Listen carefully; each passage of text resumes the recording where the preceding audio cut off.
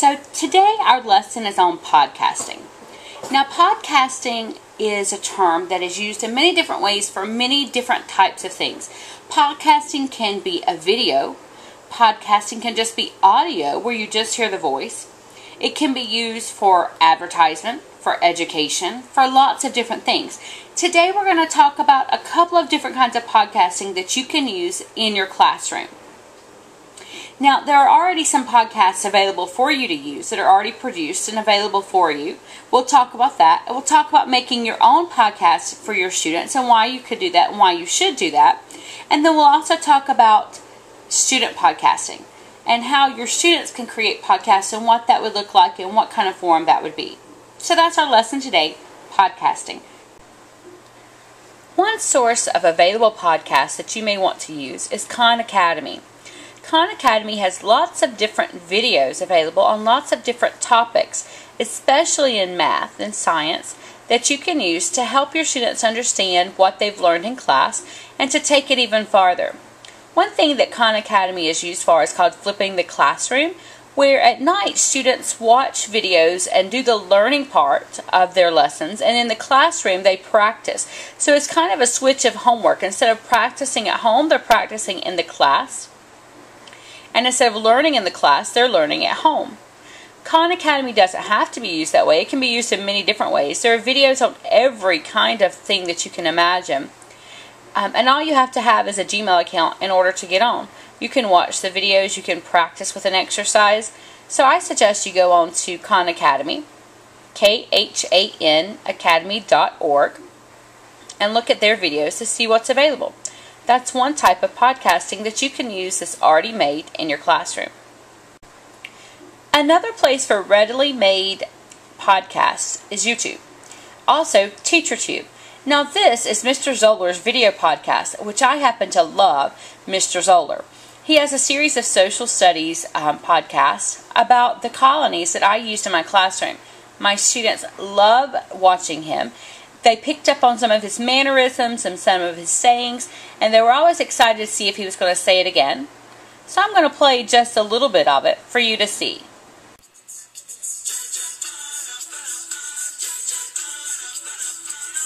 Greetings, students, and welcome to another edition of Mr. Zoller's Social Studies Podcast. Now, today's edition is part 2 of a 3-part series on the original 13 English colonies in the New World. And part 2 is focusing on the middle colonies. So what I'm going to do is give you a very brief introduction to the stories of 4 of these original 13 colonies. And your job is going to be to take those stories and decide who is the founder of each of those colonies, and then why was that particular colony founded. So we've been talking about video podcasting. Now let's talk about audio podcasting. With audio podcasting, you simply have the sound and not the video. So let's take a look at a few ways we can use that in the classroom and some examples that are already out there for you. Another source for pre-made podcasts is podcast.com/education. When you go to this website, you will be able to search and find many different types of podcasts for different areas of education. One podcast that I found was Grammar Girl. Now, Grammar Girl has quick and dirty tips for better writing, including one on metaphors and similes. Now, these podcasts are audio podcasts, so there's no video involved. It's only the audio. So let's take a listen.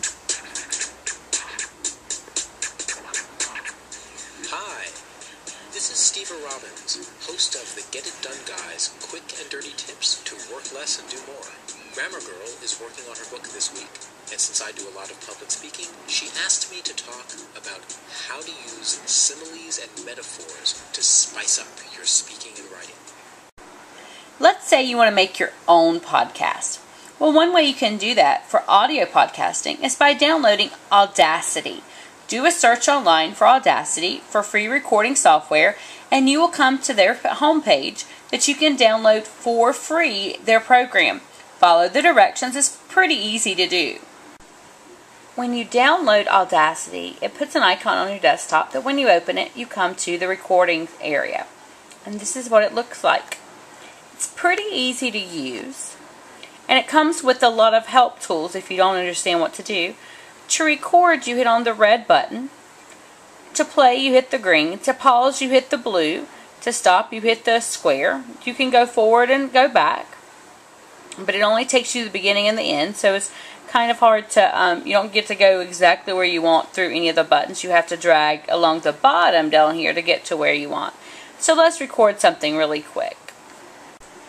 When you record with Audacity, you can use your computer's built-in microphone, but it's better if you have a separate microphone that you can attach to your computer, either through USB or through the side attachments, like here. Okay, so I'm going to record me talking, and then we'll play it back and see what happens. So Audacity is a very easy program to use. If you mess up, you can simply go back and erase and delete the areas that you want to take out. And then you can save it as an MP3 file to load to wherever you would like to load it. For example, if you want to put it on your website or your community login page, or you want to email it to parents, Audacity is a great tool to use for that kind of thing. Alright, so I recorded. So now I'm going to go back in, and let's say that this area here I didn't like. So I would listen to it, of course, beforehand and decide I didn't like it. But I'm just going to give you an example of how to delete it and how easy it is. So let's say I'm going to take out this part. I just simply go up to the top to the scissor button. I hit cut and it goes away. I can also record additional tracks like music. I can record additional tracks after this and put it on top of this. There's lots of different things that you can use with this, but you have to play with it, like I'm always going to tell you. Play with it first so you'll know what to do and what to use it with. So that's one way that you can record an audio podcast. If you have a Mac computer, it comes with GarageBand, I believe, and that's another tool that you can use to record audio podcasting. I'm going to show you more. Another way to record audio podcasting is through the website iPadio. Now, I just found this, and I happen to love this. I say that a lot. My kids say that I say I love books a lot. Well, I do, and I happen to love this form of technology as well. iPadio uses your cell phone or your classroom phone or any type of telephone to record, and then you can play back using the website. So let me show you how. When you create an account on iPadio, and it is free, they will give you your own channel. This is my channel. It gives you a phone number to call to record your podcast. It gives you a PIN number that you'll use when you call the number.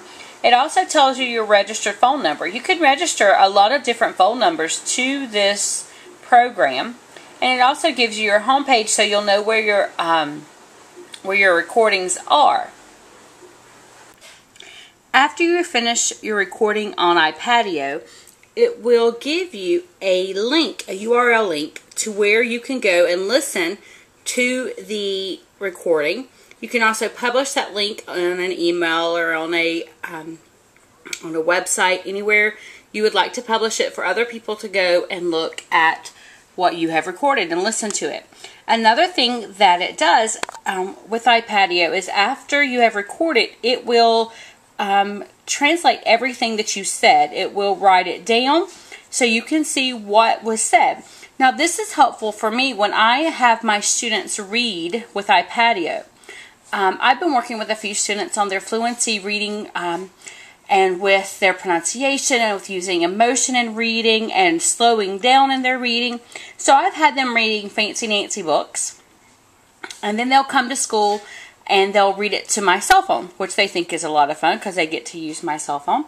And then after they're finished, iPadio translates what they have read so that I can see what they've said, what it sounds like, and so that they can listen to it as well. And it also has, in this translation, there's a lot of blanks.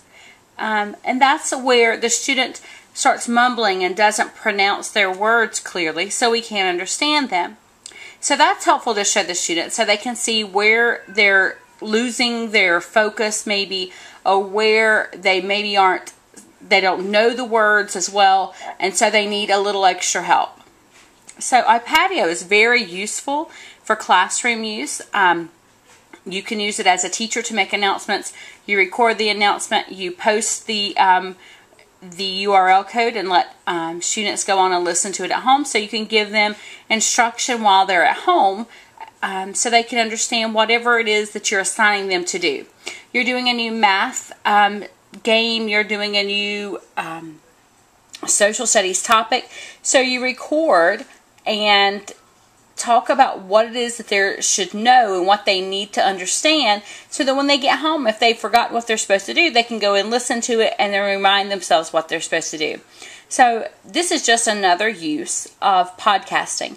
With iPadio, you can make your channel be open to anyone to see it, or you can make it a private channel. I chose to make mine private, so just the people I give access to it can read it. Parents can make their own iPadio account and register their phone numbers, either cell phones or home phone numbers. And then if you have students read at home, they can read to their own phone number at home, and the parent can send you the URL so that you can listen to it and see what the student needs to work on next. There are many different uses for iPadio, and I hope that you can think of a few and leave a few comments on the web page on my blog so that we can discuss this even further. So today we discussed a few things about podcasting, with video podcasting, audio podcasting, and how to use this in the classroom. I hope that you have picked up at least one idea that you can take into your own classroom and use. And I really would like for everyone to take a moment, think of how they could use podcasting, and post a comment on the blog so that we can start sharing ideas and have a community of teachers from all over who share ideas about technology and education. Thanks, guys. I hope you have a great week.